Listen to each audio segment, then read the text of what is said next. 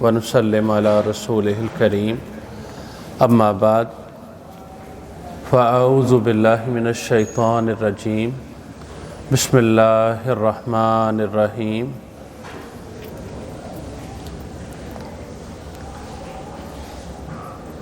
وَيُؤْثِرُونَ عَلَىٰ أَنفُسِهِمْ وَلَوْ كَانَ بِهِمْ خَصَاصَةٌ صدق اللہ مولانا العظیم رب اشرح لی صدری ویسر لی امری واحلل عقدۃ من لسانی یفقہوا قولی مولاي صل وسلم دائما ابدا علی حبیبک خیر الخلق كلهم فإن من جودك الدنيا وضرتها ومن علومك علم اللوح والقلم فاق النبيين في خلق وفي خلق ولم يدانوه في علم ولا كرم وكلهم من رسول الله ملتمس غرفا من البحر أو رشفا من الديم فإن فضل رسول الله ليس له حد فيعرب عنه ناطق بفمي مولاي صل وسلم دائما ابدا علی حبیبک خیر الخلق کلہم۔ واجب الاحترام قبلہ شاہ صاحب اور معزز حاضرین و سامعین،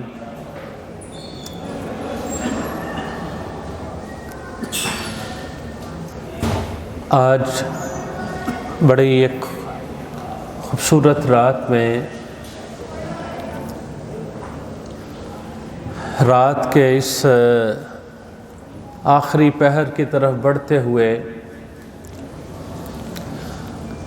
ساری کائنات کے بادشاہ کے در پہ اور اس کی بارگاہ میں ہم حاضر ہیں۔ رب ذوالجلال کا جتنا بھی شکر ادا کریں وہ کم ہے کہ اس نے ہمیں اس موقع پہ اپنے در پہ حاضری کی اور خیر کی اس مجلس میں حاضر ہونے کی توفیق نصیب فرمائی۔ رب ذوالجلال میرا اور آپ کا یہاں جمع ہونا، بات کہنا، سننا، اسے اپنی بارگاہ میں قبول اور مقبول فرمائے اور اسے ہم سب کے لیے دونوں جہانوں کے نفع کا باعث بنائے۔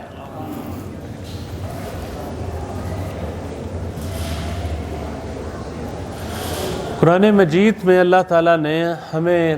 ایک اصول یہ ارشاد فرمایا، اہل ایمان کی ایک صفت یہ بیان کی،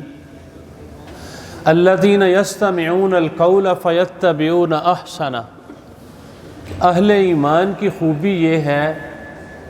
کہ جب وہ بات سنتے ہیں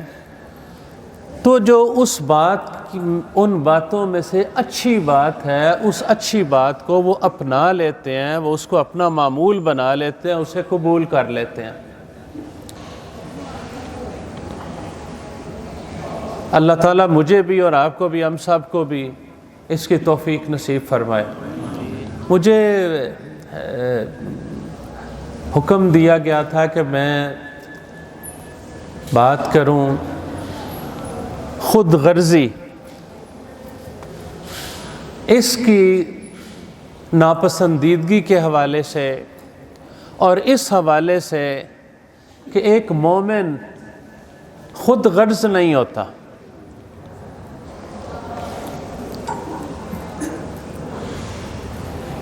اللہ کی توفیق سے، اس کی توفیق شامل حال رہی تو میں کچھ دو چار باتیں آپ سے عرض کرنے کی کوشش کرتا ہوں۔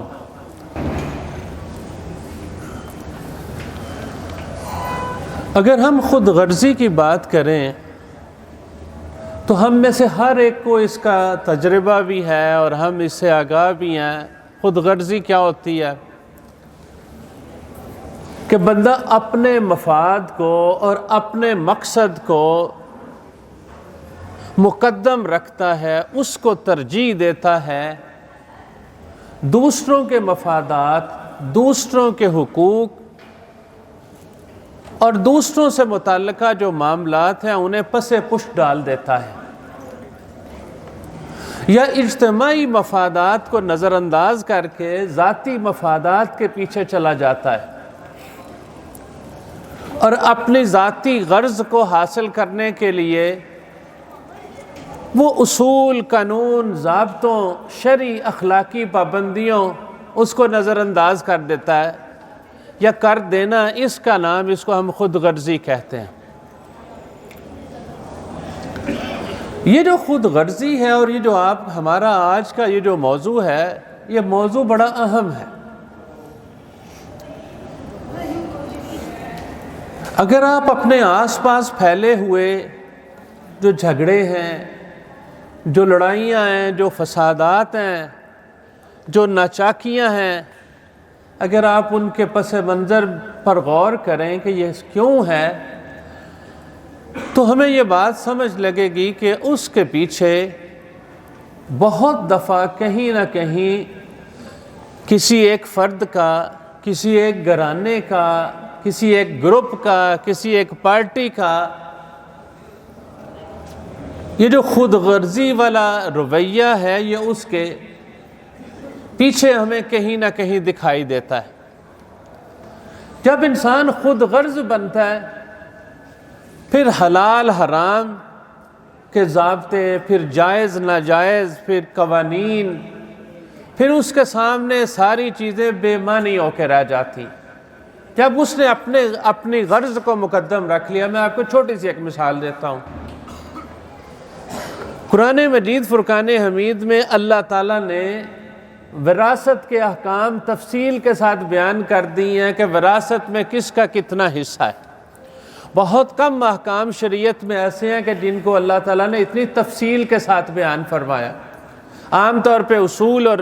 اختصار کے ساتھ بات کر کے اشارہ کر دیا جاتا ہے۔ زکوٰۃ کا ذکر کیا گیا، لیکن زکوٰۃ کی تفصیلات نہیں ذکر کی گئی۔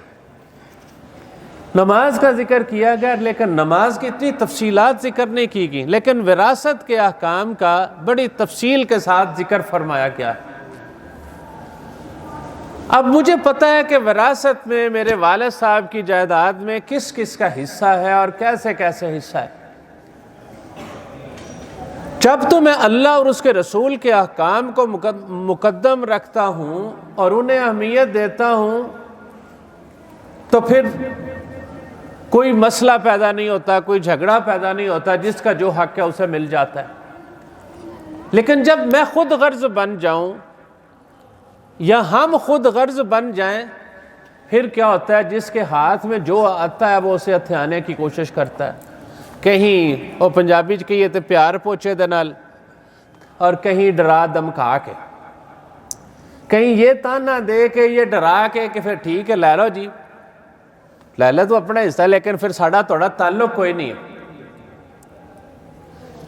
اچھا، یہ میں نے آپ کو ایک چھوٹی سی ایک مثال دی ہے۔ اگر آپ اس بات کو دیکھیں تو ملکی سطح پہ بھی، اوورآل بھی، جب ہم اپنے اغراض کے غلام ہو جاتے ہیں، اس کا نتیجہ کیا ہوتا ہے؟ ملک کا مفاد، قوم کا مفاد، دین کا مفاد، امت کا مفاد وہ پیش نظر نہیں رہتا، وہ پس منظر میں چلا جاتا ہے۔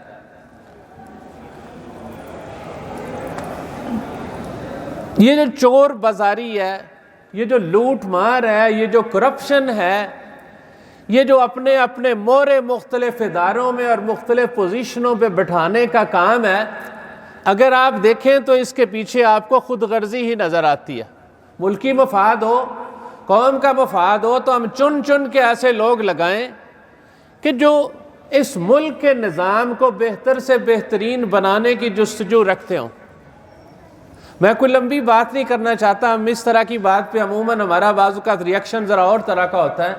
کہ آپ دیکھیے اس ملک میں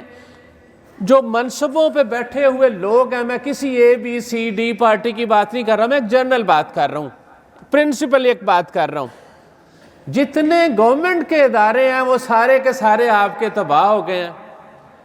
اور جتنے لوگوں کے ذاتی کاروبار ہیں وہ چمک گئے ہیں۔ وجہ اس کی کیا ہے؟ وجہ خود غرضی ہے۔ میں یہ بات عرض کر رہا ہوں کہ ہمارا یہ جو موضوع جس پہ ہم بات کر رہے ہیں، یہ کتنا اہم موضوع ہے۔ یہ قوموں کو اٹھا بھی دیتا ہے، یہ اگر یہ روش ہٹ جاتی ہے، بندہ اس روش کو چھوڑ دیتا ہے تو قومیں عروج کی طرف بڑھ جاتی ہیں، باہمی محبتیں پروان چڑھتی ہیں، بہن بھائیوں کے جھگڑے ختم ہو جاتے ہیں۔ اور اگر یہ بڑھتا چلا جائے، یہ جذبہ ایک خاص حد سے آگے چلا جائے تو پھر تباہی اور بربادی کا باعث ہے۔ ہمارا دین سارے کا سارا ہمیں یہ درس دیتا ہے کہ ہم نے اپنے ذاتی مفادات کو اور اپنی ذاتی اغراض کو مقدم نہیں رکھنا۔ ہمارے سامنے اللہ تعالیٰ اور اس کے رسول صلی اللہ علیہ وسلم کا حکم مقدم ہے، ہمارے سامنے اجتماعیت کا مفاد مقدم ہے۔ میں آپ کو اس کی چھوٹی چھوٹی 2-3 مثالیں عرض کر دیتا ہوں۔ مثلا کیسے ہم ان حقوق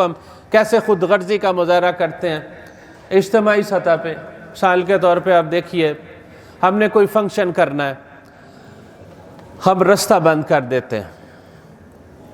ہم نے کوئی احتجاج کرنا ہے کسی سیاسی پارٹی کا، کسی کا، ہم رستے بند کر دیتے ہیں، ہم رستے بلاک کر دیتے ہیں۔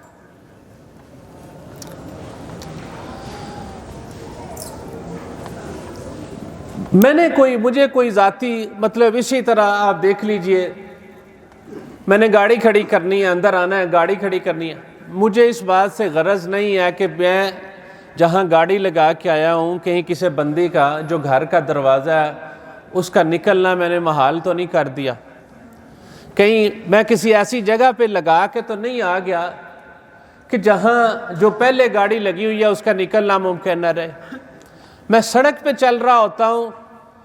تو میں سڑک کے ایک طرف والی جو میری جانب والی لائن ہے اس پہ رش زیادہ ہوتا ہے تو دوسری طرف سے جو آنے کا راستہ ہے میں اپنی گاڑی اس طرف ڈال دیتا ہوں، میں اپنی سواری اس طرف ڈال دیتا ہوں۔ مثال کے طور پہ یعنی میں 2-4 باتیں میں نے آپ کے سامنے یہ عرض کی کہ اور یہ رویے روز ہمیں ہیں، ہم لائن میں لگے ہوئے ہیں، کوئی بل جمع کروا رہے ہیں، کوئی کسی معاملے میں، تو ایک بندہ آگے سے آتا ہے اور وہ اگلی لائن میں چلا جاتا ہے۔ یہ سارے مختلف طرح سے یہ خود غرضی کے مظاہر ہیں جو ہم خود غرضی کا مظاہرہ کرتے ہیں۔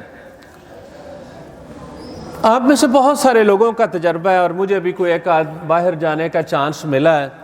تو آپ یقین مانیے اپنے رویوں پہ واپس آ کے نا خود ہمیں اپنے اوپر رونا آتا ہے، یار ایسی کی کرنے پہ دنیا کی کر دی پئی ہے۔ امریکہ میں ایک دفعہ جانے کا موقع بنا اور ان کی مختلف ریاستوں میں گھومنے پھرنے کا موقع ملا، کسی ریسٹورنٹ میں گئے ہیں، کسی جگہ گئے ہیں، 2 بندے لائن میں لگے ہیں نا، ساڑا سٹائل ہے کہ جیتے کھڑے ہونے آپس میں گپ مارنا شروع ہو جانے، تو ہم نے 2-3 اکٹھے ہو کے ذرا لائن کے پیچھے کھڑے ہو جانا۔ اب بعض اوقات ہم نے لائن لینا، کوئی چیز لینے نہیں ہوتی، ایک بندے کو آرڈر کیا ہوا وہ سب کا لے رہا ہے، لیکن آپ یقین مانیے کوئی پیچھے سے بندہ آتا ہے تو وہ یہ محسوس نہیں کرتا، یعنی اسے پتا کہ یہ پیچھے کھڑے ہیں، لیکن وہ ہم سے پوچھتا ہے کہ آپ لائن میں لگے ہیں یا بغیر لائن کے؟ اس بات کا وہ آپ سے، میں کاؤنٹر میں آپ کے سامنے کھڑا ہوا ہوں، میں کسی ہوٹل والے کے ساتھ کسی کے ساتھ نیگوسیشن کر رہا ہوں، بات کر رہا ہوں، تو کوئی دوسرا بندہ آ کے میرے ساتھ، یعنی آپ ہمارا معمول یہ ہے میں سودا لے رہا ہے نا، دوسرا بندہ نال آ کے کھڑا ہو جائے گا، ادھر کھڑا ہو جائے گا، پیچھے کھڑا ہو جائے گا، یعنی اور ساڑھے پنجابی کہندے نے کہ ساڑھے استاد کہندے نے دم درود بھی کرتے تھے تو ہمیں حفظ کے استاد تھے، تو ٹائم رکھا ہوا تھا کہ جب میں منزلیں سن لوں گا تو اس کے بعد پھر سبق، اس کے بعد کوئی آنا، تو لوگوں نے کالی دا مظاہرہ کرنا، تو نہ کئی دفعہ کہنا کہ تیری مجھ ملے نہ ملے مینوں 2 تھن پہلے چود ہے۔ یہ بچے تو شاید اس کو انجوائے نہ کر سکیں، لیکن یہ جو بزرگ ہیں وہ اس بات کو زیادہ بہتر طریقے سے سمجھ سکتے ہیں کہ اس کا کیا مطلب ہے۔ ہم کہتے ہیں آپ کا کام ہو نہ ہو، میرا کام پہلے آپ کر دیں۔ تو میں عرض یہ کر رہا ہوں کہ یہ جو ہمارے رویے ہیں یہ بڑے ناپسندیدہ رویے ہیں، پتہ نہیں میں اس کے ساتھ کیا بات کر رہا ہوں، مجھے ترلا مار رہے ہیں، کوئی پیسے ذرا کٹا دے، کوئی میرے پاس نہیں ہے پیسے، یا کوئی میرا پرسنل مسئلہ ہے۔ اب ذرا آ جائیے شریعت ان معاملات کے حوالے سے ہمیں کیا کہتی ہے، اور شریعت کا جو اس حوالے سے رویہ ہے یا تلقین ہے وہ کیا ہے۔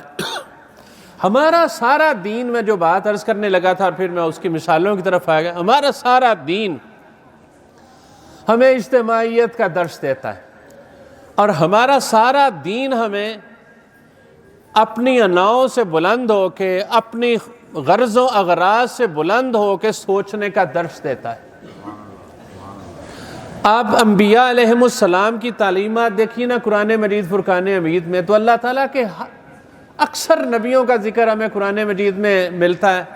کہ وہ کہتے ہیں میں تم سے کسی اجر کا تقاضا ہی نہیں کرتا، میں تم سے کوئی مطالبہ نہیں، میں تم سے کسی مال کا مطالبہ نہیں کر رہا، میں تو تمہیں اللہ کا پیغام بتا رہا ہوں، میں تو تمہیں اللہ کی بات بتا رہا ہوں جس میں تمہارا نفع ہے، جس میں تمہاری کامیابی ہے، جس میں تمہاری کامرانی ہے۔ مجھے تم سے کوئی دنیاوی غرض نہیں ہے، کوئی لالچ نہیں ہے، میں تم سے کسی بات کا سوال ہی نہیں کرتا۔ یہ بار بار قرآن مجید میں جہاں بھی انبیاء علیہ السلام کا ذکر ہوا ہے تو اللہ تعالیٰ نے یہ بات انبیاء علیہ السلام کی ذکر فرمائی ہے اور یہ دہرائی ہے۔ نبی پاک صلی اللہ علیہ وسلم کے بارے میں اللہ رب العزت نے ارشاد فرمایا فَلَعَلَّكَ بَاخِعٌ نَفْسَكَ عَلَىٰ آثَارِهِمْ إِن لَّمْ يُؤْمِنُوا بِهَٰذَا الْحَدِيثِ آسَفًا۔ اے میرے حبیب، اگر یہ لوگ آپ کی بات نہیں مانیں گے تو کیا آپ ان کے غم میں، ان کے دکھ میں، ان کی تکلیف میں آپ اپنے آپ کو ہلاکت میں ڈال لیں گے؟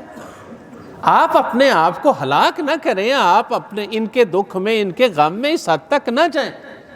اور قرآن مجید نے فرمایا لَقَدْ جَاءَكُمْ رَسُولٌ مِّنْ أَنفُسِكُمْ عَزِيزٌ عَلَيْهِ مَا عَنِتُّمْ حَرِيصٌ عَلَيْكُمْ۔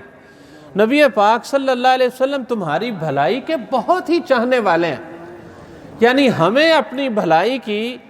اتنی فکر نہیں ہے جتنی نبی پاک صلی اللہ علیہ وسلم کو ہمارے بھلے کی فکر ہے۔ تو عرض میں یہ کر رہا ہوں کہ ہمارا دین تو ہمیں سکھاتا ہی یہ ہے کہ اپنی ذاتی اغراض، اپنے مقاصد، اس سے اوپر ہو کے جو اجتماعی مفادات ہیں، جس سے انسانیت کا بھلا ہے، جس سے اللہ کی مخلوق کا بھلا ہے، ہم وہ طرز عمل اختیار کریں اور وہ رستہ ہم اختیار کریں۔ سیرت طیبہ میں ہمیں اس کی بہت ساری مثالیں ملتی ہیں، اور یہ بات میں اس لیے بھی کہہ رہا ہوں کہ میرے بھائی نے مجھے اس طرح بھی توجہ دلائی تھی کہ ذرا یہ پہلو بھی ہمارے ہیں کہ ہم اپنے اپنے خول میں بند ہیں، یعنی خود غرضی کا ایک یہ بھی انداز ہے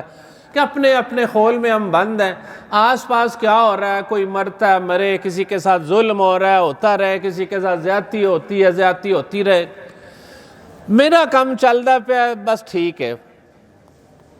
نبی پاک صلی اللہ علیہ وسلم کی حیات مبارکہ میں ایک معاہدہ ہے جس کو ہم سب جانتے ہیں حلف الفضول کے نام سے۔ یہ معاہدہ اصل میں حضور صلی اللہ علیہ وسلم کی حیات طیبہ سے پہلے ہی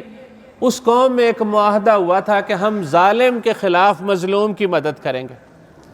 ہم یہ نہیں دیکھیں گے کہ ظلم کرنے والا کون ہے، تگڑا ہے، ماڑا ہے، وہ ہمارے قبیلے کا ہے، وہ ہمارے خاندان کا ہے، وہ کون ہے، ہم اس بات کو نہیں دیکھیں گے۔ ہم مظلوم جو بھی ہمیں مدد کے لیے پکارے گا نا، ہم مظلوم کی مدد کریں گے اور ظالم کے خلاف کھڑے ہوں گے اور ظالم کو ظلم سے روکیں گے۔ نبی پاک صلی اللہ علیہ وسلم نے کیا کام کیا؟ معاہدہ یہ پہلے بھی تھا۔ اہل علم نے یہ بات ذکر کی کہ حضور نے باقاعدہ نوجوانوں کا ایک گروپ تشکیل دیا تھا جس کو آپ پریشر گروپ کہہ سکتے ہیں۔ اس پریشر گروپ کا کام ہی یہ تھا کہ جب کوئی کسی کے ساتھ زیادتی کرتا، خاص طور پہ باہر سے کوئی تاجر، اس طرح کی بہت ساری مثالیں، میں ادھر جاؤں گا تو ہماری بات پھر ذرا اور طرف نکل جائے گی۔ اس معاشرے کا جو تگڑا ترین آدمی تھا ابو جہل، اس کی بھی مثال ملتی ہے کہ اس نے کچھ لوگوں کا مال یا پیسے ہتھیا لیے اور وہ بندے نبی پاک صلی اللہ علیہ وسلم سے ہوتے ہوئے حضور تک آئے اور یہ معاملہ ہے، تو حضور صلی اللہ علیہ وآلہ وسلم خود اس کے دروازے تک گئے کہ اس کو واپس کرو، نہیں تو پھر ہم تیرے ساتھ جو کریں گے وہ دیکھ لینا۔ یعنی اب کیا غرض ہے؟ یہ ابو جہل یا اس طرح کے لوگ تو ہمارے معاشرے میں رہنے والے ہیں، حضور کے معاشرے میں رہنے والے تھے، اور یہ اعلان نبوت سے پہلے کی میں بات کر رہا ہوں، حضور کی عین جوانی کی بات کر رہا ہوں۔ حضور اس معاہدے میں شریک ہوئے اور حضور نے اعلان نبوت کے بعد بھی آپ نے فرمایا آج بھی اگر کوئی مجھے اس معاہدے کے نام پہ بلائے گا نا جی، آج بھی جو زمانہ جاہلیت میں ہوتا تو حضور نے فرمایا میں آج بھی اس کے لیے حاضر ہوں۔ اس کا مطلب ہے ذاتی اغراض اور ذاتی مفادات اور خود غرضی کی زندگی یہ ہمارے نبی صلی اللہ علیہ وسلم کی سیرت نہیں ہے، یہ ہمارے دین کا مزاج نہیں ہے۔ پھر نبی پاک صلی اللہ علیہ وسلم کی حیات طیبہ میں آپ دیکھیے اسی خود غرضی کا ایک انداز یہ بھی ہوتا ہے کہ ہم معاشرے کے جو لاچار، کمزور، مجبور طبقات ہوتے ہیں انہیں ان کے رحم و کرم پہ چھوڑ دیتے ہیں۔ نبی پاک صلی اللہ علیہ وآلہ وسلم نے جب اعلان نبوت فرمایا تو حضور صلی اللہ علیہ وسلم پہ پہلی وحی آئی،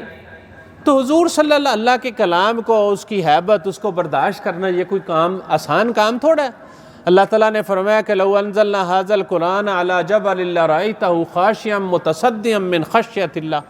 کہ اگر یہ کلام پہاڑوں پہ نازل کیا جاتا نا، نہیں تو اللہ کی ہیبت سے وہ ریزہ ریزہ ہو جاتے۔ حضور پر جب یہ کلام نازل ہوا تو نبی پاک صلی اللہ علیہ وآلہ وسلم پر ایک کپ کپی کسی کیفیت طاری تھی، گھر تشریف لے گئے۔ بخاری شریف کی ابتدا میں یہ حدیث مبارکہ ہے۔ تو نبی پاک صلی اللہ علیہ وآلہ وسلم کو حضرت سیدہ خدیجہ الکبریٰ رضی اللہ تعالی عنہا نے جو تسلی کے بول بولے اس وقت، اور جو بات ہمیں بتائی وہ یہ تھی کہ اللہ تعالیٰ آپ کو کبھی حالات کے رحم و کرم پہ نہیں چھوڑے گا، اس لیے کہ آپ غریبوں کی مدد کرتے ہیں، آپ ضرورت مندوں کے کام کرتے ہیں،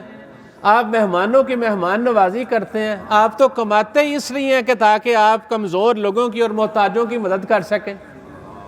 تو جس بندے کی رشتوں کو جوڑتے ہیں، سچ بولتے ہیں، جس بندے میں کی یہ خوبیاں ہوں، اللہ تعالیٰ اسے کبھی بھی حالات کے رحم و کرم پر نہیں چھوڑتا۔ یعنی حضرت سیدہ خدیجہ جو حضور کے اوصاف بیان کر رہی ہیں وہ کیا ہے کہ آپ معاشرے کے لاچار، کمزور، مجبور لوگوں کی مدد کرتے ہیں، ان کے لیے کھڑے ہوتے ہیں، ان کا دست و بازو بنتے ہیں، جن سے کوئی غرض نہیں ہے، کوئی الیکشن نہیں لڑنا، کوئی مفاد نہیں ہے کسی قسم کا۔ پھر ذرا ہم آپ دیکھیے، میں تھوڑا سا اور آگے چلتا ہوں، نبی پاک صلی اللہ علیہ وسلم نے جو معاشرہ تشکیل دیا نا جی، وہ معاشرہ بھی انتہا درجے کا ایک دوسرے کا خیر خواہ اور ایک دوسرے سے محبت کرنے والا معاشرہ تھا، اور انسانوں کے کام آنے والا معاشرہ تھا۔ حضور کے اصحاب جب ہجرت کر کے مدینہ طیبہ تشریف لے جاتے ہیں، مہاجرین، اور نبی پاک صلی اللہ علیہ وسلم تشریف لے کے جاتے ہیں، تو حضور صلی اللہ علیہ وسلم نے انصار اور جو مہاجرین ہیں ان کو آپس میں بھائی بھائی بنا دیا، ان کا بھائی چارہ کروا دیا، جس کو ہم مواخات مدینہ کہتے ہیں۔ اور حضور کی تربیت کے نتیجے میں اور حضور کی ترغیب کے نتیجے میں وہ معاشرہ ایسا معاشرہ تھا کہ انصار مدینہ نے جو قربانیاں دیں کہ انہوں نے یہاں تک آفر کی کہ اگر کسی کے پاس 2 بیویاں ہیں جی، تو انہوں نے کہا آپ اجازت دیں، آپ حکم کریں، میں ایک کو طلاق دیتا ہوں اور آپ اس کے ساتھ نکاح کر لیجئے گا۔ اپنے مال میں سے آدھا حصہ اپنے بھائی کو دے دیا اور آدھا اپنے پاس رکھ لیا۔ نبی پاک صلی اللہ علیہ وآلہ وسلم نے جو معاشرہ تشکیل دیا، اسی معاشرے کی، مدینہ طیبہ کے معاشرے کی جو آیت میں نے آپ کے سامنے تلاوت کی ہے خطبہ مسنونہ میں، اللہ تعالیٰ نے اس میں ذکر فرمایا وَيُؤْثِرُونَ عَلَىٰ أَنفُسِهِمْ وَلَوْ كَانَ بِهِمْ خَصَاصَةٌ۔ اللہ تعالیٰ نے فرمایا کہ یہ وہ لوگ ہیں جو دوسروں کو اپنے اوپر ترجیح دیتے ہیں، دوسروں کی ضروریات کو اپنی ضروریات پر، اپنی خواہشات پر ترجیح دیتے ہیں، اگرچہ انہیں اس کی حاجت اور اس کی ضرورت بھی ہوتی ہے۔ مفسرین نے یہ بات ذکر کی کہ نبی پاک صلی اللہ علیہ وآلہ وسلم کے پاس کچھ غلام یا کچھ قیدی تھے، اور یا کچھ افراد تھے، مہمان تھے، ان کے کھانے وانے کا بندوبست کرنا تھا، تو وہ ایک خاندان نے وہ ذمہ داری لے لی کہ ٹھیک ہے جی میں ان کو کھانا کھلاتا ہوں۔ اب جب گھر ان کو لے گئے اپنے گھر مہمان بنا کے، اب اہلیہ محترمہ نے بتایا کہ کھانا تو صرف اتنا ہے کہ 2 لوگوں کے یا جو لوگ آئے ہیں صرف اتنا ہی یہی کھانا کھا سکتے ہیں، یا ہمارے اپنے بچوں کا کھانا، زیادہ ہمارے پاس کھانا نہیں ہے۔ تو اب چونکہ مہمان آ گئے ہیں تو اگر ہم بھی ساتھ کھائیں گے تو پھر مہمان نہیں کھا سکیں گے، یہ بھوکے رہیں گے۔ تو رات کو انہوں نے کیا ایک حکمت عملی یہ بنائی کہ، اور ایک معاشرتی دستور بھی ہے کہ مہمان کے ساتھ میزبان بیٹھ کے کھانا کھاتا ہے، ورنہ معیوب سمجھا جاتا ہے۔ تو انہوں نے کہا کہ میں ان کے ساتھ بیٹھ جاؤں گا، اور ان کے ساتھ بیٹھ کے آپ وہ دیا چل رہا تھا، وہ جو روشنی چل رہی تھی، آپ آئیے گا اور آپ اس کو ٹھیک کرنے کے بہانے سے آپ اس کو کسی طرح سے بجھا دیجئے گا، اور میں ان کے ساتھ ویسے ہی بیٹھا رہوں گا اور وہ سمجھ رہے ہوں گے کہ میں کھانا کھا رہا ہوں، اور وہ تسلی سے کھانا کھا لیں گے اور ان کا پیٹ بھر جائے گا، تاکہ ہم اپنے مہمان کی اچھی طرح سے مہمان نوازی کرنے میں کامیاب ہو جائیں، وہ بھوکا نہ رہے۔ اور انہوں نے ایسے ہی کیا۔ صبح ہوئی تو نبی پاک صلی اللہ علیہ وآلہ وسلم نے ان کو ذکر کیا اور فرمایا اللہ تعالیٰ نے تمہاری مہمان نوازی کو بڑا پسند کیا، تم نے جو اپنے مہمان کی عزت افزائی کی ہے، کہ خود تمہیں بھی تمہارے بچوں کو بھی بھوک تھی اور ضرورت تھی، وہ بھی کھانا کھانا چاہتے تھے، لیکن تم اللہ کی رضا کے لیے تم نے ان کو اپنے اوپر ترجیح دی۔ اللہ تعالیٰ نے قرآن مجید میں ذکر فرما دیا وَيُؤْثِرُونَ عَلَىٰ أَنفُسِهِمْ وَلَوْ كَانَ بِهِمْ خَصَاصَةٌ، کہ وہ دوسروں کو اپنے اوپر ترجیح دیتے ہیں اگرچہ انہیں خود اس چیز کی حاجت اور سخت ضرورت ہوتی۔ حضور کے ہی تشکیل کردہ اس معاشرے کی اگر ہم بات کریں تو اس معاشرے میں ہم یہ بات پڑھتے ہیں کہ ایک سری، کسی نے کوئی جانور ذبح کیا یا کسی کے پاس کوئی سری آئی، تو وہ سری جب ایک صاحب کے ہاں آئی تو انہوں نے محسوس کیا کہ یار ساڈا تو چلو گزارا چلدا پیا، یہ جڑا ساڈے نال دے گھر والے نے نا، انہاں نوں اس سری دی ساڈے تو زیادہ ضرورت، یہ غریب آدمی ہے، انہوں نے پتہ نہیں کب کا گوشت کھایا، تو انہوں نے وہ سری اٹھا کے نا جی اپنے ہمسائے کو دے دی۔ اب جس کو وہ سری دی نا جی اگلے کو، اس نے محسوس کیا یار یہ میرے ساتھ والا جو اگلے گھر والا نا، اس کو اس کی زیادہ ضرورت ہے، تو وہ سری اس نے اگلے کو دے دی۔ مفسرین نے یہ ذکر کیا کہ وہ سری 7 گھر گھوم کے پرت کے پھر اسی گھر میں آ گئی جہاں وہ سب سے پہلے آئی تھی۔ 7 گھروں میں سے ہر گھر نے یہی محسوس کیا یار چل ساڈی خیر ہے دوسرے نوں دے دے، انہوں نے کہا چل ساڈی خیر ہے انہوں نے دے دی، انہوں نے ساڈے تو زیادہ ضرورت۔ یعنی یہ معاشرہ، آپ ذرا سوچیں کہ جس معاشرے کی یہ کیفیت ہو، جو معاشرہ ایک دوسرے کا ایسے غم گسار ہو، اور جو معاشرہ ایک دوسرے کے ساتھ ایسے دوسروں کو اپنے اوپر ترجیح دینے والا ہو، اتھے کوئی لڑائی باقی رہ جاندی ہے، اتھے کوئی رولا باقی رہ جاندہ ہے۔ یعنی یہ اجنبیوں کے ساتھ، اپنے ہمسایوں کے ساتھ۔ اور وہ جنگ یرموک والی وہ جو بات ہے وہ تو آپ سب جانتے ہیں کہ کیسے ایک صاحب پانی لے کے جا رہے تھے اپنے ایک عزیز کے لیے، جو اس وقت بالکل زخمی حالت میں اپنی زندگی اور موت و حیات کی کشمکش میں تھے، تو انہوں نے کہ پانی لے کے جا رہے تھے تو انہوں نے کسی اور کی آواز پاس سے کسی زخمی کی سنی، وہ پانی مانگ رہا تھا تو انہوں نے اشارہ کیا کہ آپ ساتھ والے کو دے دیں۔ وہ وہاں تک پہنچے تو ان کے کان میں ایک اور آواز پڑی، تو اس زخمی نے کہا کہ آپ اگلے کے پاس لے جائیں۔ جب وہ تیسرے کے پاس پہنچے تو تیسرے کی جان نکل گئی تھی، پھر وہ دوسرے کے پاس پلٹے، وہ بھی اللہ کی ہاں اپنی جان آفرین کے سپرد کر چکے تھے۔ پھر وہ واپس آئے پہلے کے پاس اپنے عزیز کے پاس، تو وہ بھی اس دنیا سے رخصت ہو گئے تھے۔ یعنی نبی پاک صلی اللہ علیہ وآلہ وسلم نے ایک ایسا معاشرہ تشکیل دیا جس میں لوگ اپنی خواہشات اور اپنی ضروریات اور اپنی خواہشات پر دوسرے لوگوں کو ترجیح دیتے ہیں۔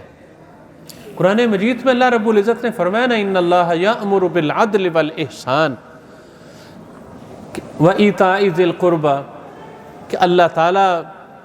حکم دیتا ہے عدل کا اور احسان کا اور رشتہ داروں کو دینے کا اور عطا کرنے کا۔ احسان کے یوں تو اپنے اپنے ذوق کے مطابق اہل علم نے، عدل کا مطلب ہے جو جس کا حق ہے جتنا بنتا ہے اتنا اس کو دے دیا جائے۔ احسان کا مطلب ہے جو جس کا حق بنتا ہے اس کو اس کے حق سے بڑھ کے دیا جائے،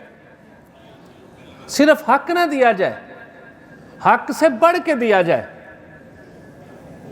نبی پاک صلی اللہ علیہ وسلم کی حیات سیرت طیبہ میں ہم یہ بات پڑھتے ہیں کہ حضور جب ڈیل کرتے نا کسی بندے کے ساتھ، اکثر ایسا ہوتا کہ جتنے کا سودا طے ہوا نا حضور اس سے کچھ اضافی طور پہ عطا فرما دیتے، مہربانی کر کے، سخاوت کے طور پر اور احسان کے طور پر۔ تو جو جس کا حق بنتا ہے، ہمارا دین ہمیں یہ کہتا ہے کہ اللہ تعالیٰ فرماتا ہے کہ عدل کرنے کا حکم دیتا ہے اور احسان کا، جو جس کا حق نہیں بھی ہے وہ بھی اسے عطا کر دو۔ جس معاشرے کا یہ چلن ہو اور جس دین کی یہ تعلیمات ہوں، اس کے ہاں یہ آپا دھاپی، یہ مارا ماری، یہ افراتفری، یقین مانے ہم نے اپنے دین کو ہی، اس پیغام کو ہی بھلا دیا۔ زکوٰۃ کیا ہے؟ اگر آپ دیکھیے زکوٰۃ کیا ہے، آپ سب کچھ اپنی خون پسینے کی کمائی کما کے تو آپ کسی اور ضرورت مند کو دے دیتے ہیں، یار دی بھی ضرورت ہے۔ صدقہ فطر کیا ہے؟ کہ آپ اپنی عید کی خوشیوں میں اپنے بھائیوں کو بھی شریک کر لیتے ہیں۔ نفلی صدقات کیا ہیں؟ یہی ہے کہ آپ اپنے بھائیوں کو اپنی ان خوشیوں میں شریک کر لیتے ہیں۔ اور قرآن نے تو ہمیں جو درس دیا نا، فرمایا لن تنالوا البر حتی تنفقوا مما تحبون، اور میں تم نیکی کو اس وقت تک نہیں پا سکتے جب تک تم اپنی سب سے پسندیدہ چیز اللہ کی بارگاہ میں خرچ نہ کرو۔ حضور کے ایک صحابی حضور کے پاس آئے اور عرض کیا اللہ کے حبیب میرا تو فلانا باغ ہے، مفسرین نے ذکر کیا غالباً کوئی 400 یا 600 اس میں درخت تھے اور بڑا شاندار باغ تھا۔ تو انہوں نے عرض کیا اللہ کے حبیب میرے پاس تو میرا سب سے بہترین سرمایہ وہی ہے، میں وہ اللہ کی راہ میں پیش کرتا ہوں۔ تو حضور نے فرمایا کہ اپنے قریبی رشتہ داروں کو دے دو۔ یہاں میں ایک بات آپ سے اور بھی عرض کرنا چاہتا ہوں، ہم بہت دفعہ نا جی دوسرے لوگوں پہ صدقہ و خیرات ان کی مدد کرتے ہیں، لیکن اپنے لوگوں سے ان کی مدد کرنے سے ہم ہچکچاتے ہیں۔ اسی کہنے تو ساڈا شریکہ ہے، تو برادری ہے، تو کھڑے ہو جان گے، یہ تو ساڈی محتاجی تو نکل جان گے۔ نبی پاک صلی اللہ علیہ وسلم نے ان سے وہ مال لے کے ان کے چچا زاد بھائیوں کو دے دیا کہ انہوں نے دے دے، انہوں نے ضرورت ہے، اور حضور نے اسے دوہرا اجر قرار دیا۔ تو میرے دوستوں میں جو بات عرض کر رہا تھا، بات میرے خیال میں نے اپنے حصے کا جو وقت تھا اس سے میں نے اوپر بات کر لی ہے، اور ساری بات کا خلاصہ اور نتیجہ یہ ہے کہ ایک مومن صرف اپنی خواہشات کا اسیر نہیں ہوتا، ایک مسلمان معاشرہ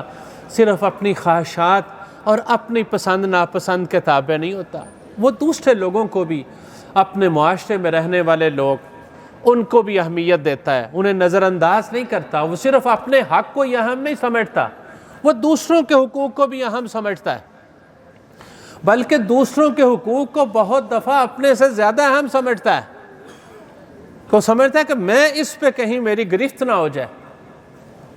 قربان جائیں حضور نبی پاک صلی اللہ علیہ وسلم کی ذات کے، سرور عالم صلی اللہ علیہ وآلہ وسلم کی سیرت میں ہمیں ایسے بہت سارے مواقع پڑھتے ہیں۔ ایک بات، حضرت اسید بن حضیر حضور کے صحابہ میں سے تھے، یہ بڑے خوش مزاج آدمی تھے۔ تو حضور کی مجلس میں بیٹھ کے نا جی ایک دن تو یہ کو خوش طبی کی باتیں بھی کر رہے تھے، لوگوں نال گلاں کردے پے سی، نال کوئی صحاب ہی رہے سی۔ تو حضور نے نا جی ان کو توجہ دلانے کے لیے، روکنے کے لیے اپنی انگلی جو ہے نا وہ ایسے ان کے پہلو میں ماری نا جی۔ اب یہ فوراً حضور سے کہنے لگے مینوں بڑی درد ہوئی ہے، بہت تکلیف ہوئی ہے مجھے آپ، تو میں آپ سے بدلہ لینا چاہتا ہوں۔ نبی پاک صلی اللہ علیہ وسلم نے اپنے آپ کو بدلے کے، حضور نے فرمایا بسم اللہ، تم بدلہ لے لو میرے سے۔ یہ کہنے لگے نہیں انج نہیں لینا، آپ نے جب مجھے یہ انگلی جہاں ماری تھی تو میرے جسم کے اوپر کپڑا نہیں تھا، تو آپ اپنا کپڑا ہٹائیں۔ آپ ذرا تصور کریں، آج کے معاشرے میں ذرا ویژولائز کریں، آپ کسی لیڈر سے، کسی میرے ورگے مولوی نہیں، چھڈو لیڈراں دی گل چھڈو، ذرا مجھ سے کہیں نہیں حضرت صاحب تسی مینوں یہ گل کہی ہے، مینوں درد ہوئی، میں بھی تانوں یہ گل کہہ لواں۔ نبی پاک کیا ہوتا ہے، اس کا نتیجہ کیا ہوگا؟ نبی پاک صلی اللہ علیہ وسلم نے اپنے آپ کو پیش کر دیا، کپڑا ہٹا دیا۔ حضرت اسید بن حضیر آگے بڑھے اور نبی پاک صلی اللہ علیہ وسلم کے وہ جو بطن مبارک تھا، وہ جو پہلو تھا، اس کو چومنے لگے، اس کو بوسہ دینے لگے، عرض کرنے لگے اللہ کے حبیب میں نے بدلہ کیا لینا، بس یہی میری منشا اور خواہش تھی کہ اس بہانے آپ کے جسم مبارک کو بوسہ دے لو۔ لیکن جو بات ہے کہ نبی پاک صلی اللہ علیہ وسلم نے اپنے آپ کو پیش کر دیا۔ حضور جب اپنی ظاہری زندگی کے آخری ایام میں تھے نا جی، تو نبی پاک صلی اللہ علیہ وآلہ وسلم نے اپنے صاحب سے فرمایا میں انسان ہوں، ہو سکتا ہے میں نے کسی کے ساتھ کوئی زیادتی کی ہو، کسی کا کوئی سخت لفظ کسی کو کہا ہو، کسی کا کوئی لین دین کا کوئی معاملہ ہو، تو اگر کوئی معاملہ ہے تو میرے ساتھ ابھی مجھے بتا دے۔ حضور نے یہ بات 1-2 بار فرمائی، تو ایک صاحب کہنے لگے کہ اللہ کے حبیب آپ نے میرے اتنے پیسے دینے کو 2 درہم یا کچھ پیسے تھے وہ لیے تھے، آپ نے وعدہ کیا تھا مجھے دینے کا، وہ مجھے نہیں ملے، تو حضور نے وہ دے دیے۔ حضور نے فرمایا میں نہیں چاہتا کہ میں اللہ تعالیٰ کے ہاں اس حال میں اللہ کی بارگاہ میں حاضر ہو جاؤں کہ میرے اوپر دوسروں کا بوجھ ہو، کوئی ذمہ داری ہو۔ میں خود کسی کا حق لے کے اللہ کی بارگاہ میں پیش ہو جاؤں؟ اس لیے میرے دوستو، یہ باتیں میرے سوچنے کے بھی ہیں اور آپ کے سوچنے کے بھی ہیں اور ہم سب کے سوچنے کی ہیں کہ لوگوں کے حقوق کا لحاظ اور اپنے آس پاس کے معاشرے سے لا تعلق ہو کے زندگی گزارنا یہ کوئی زندگی نہیں ہے۔ ایک دوسروں کے کل پرسوں آپ نے بھی دیکھا ہوگا کہ وہ غالباً بہاولپور سائیڈ پہ ایک خاتون، وہ جو شوہر ہے، اس نے اپنے بیوی نے شوہر کو دودھ لانے کا کہا، ان کا کوئی 17,000 کا کوئی بل آیا تھا بجلی کا، تو اس کے پاس پیسے نہیں تھے تو اس نے اپنے آپ کو بھی مار لیا اور اپنے بچے جو ہیں ان کو بھی ذبح کر دیا۔ تو ایک گروپ میں ڈسکشن ہو رہی تھی کہ اس کا ذمہ دار کون ہے، تو ہم عام طور پہ ان سارے کماں دا قصوروار حکومت نہیں ٹھہراتے ہیں، یہ بھی ٹھیک ہے بات، لیکن ہم بھی اس معاشرے میں اس طرح کی جو خرابیاں اس کے تھوڑے تھوڑے حصے دار ہم بھی ہیں۔ یہ جو شریعت نے کہا ہے نا ہر اپنے رشتہ داروں کو دینے کا حق ہے اور فلاں فلاں، اگر ہر بندہ، ہر مالدار آدمی، صاحب حیثیت لوگ اپنے بھیناں بھراواں جی ویکھ لین یار کس حال دی زندگی گزار دیں، باہر والوں کی مدد نہ ہی کریں، ان کا کچھ نہ کچھ حال پوچھنا شروع کر دیں، یقین مانے بہت سارے اس طرح کے واقعات اور ان کی روک تھام ہو جائے گی۔ تو ہم سب اس طرح کی خرابیوں کے اجتماعی طور پہ حصے دار ہیں، کوئی زیادہ ہے کوئی کم ہے۔ اللہ تعالیٰ جو کمی کوتاہی مجھ سے رہ گئی ان معاملات میں اسے معاف فرمائے، اور جو خیر کی بات ہوئی اپنے فضل سے اللہ کریم اسے قبول فرمائے۔ آمین۔ وآخر دعوانا ان الحمد للہ رب العالمین۔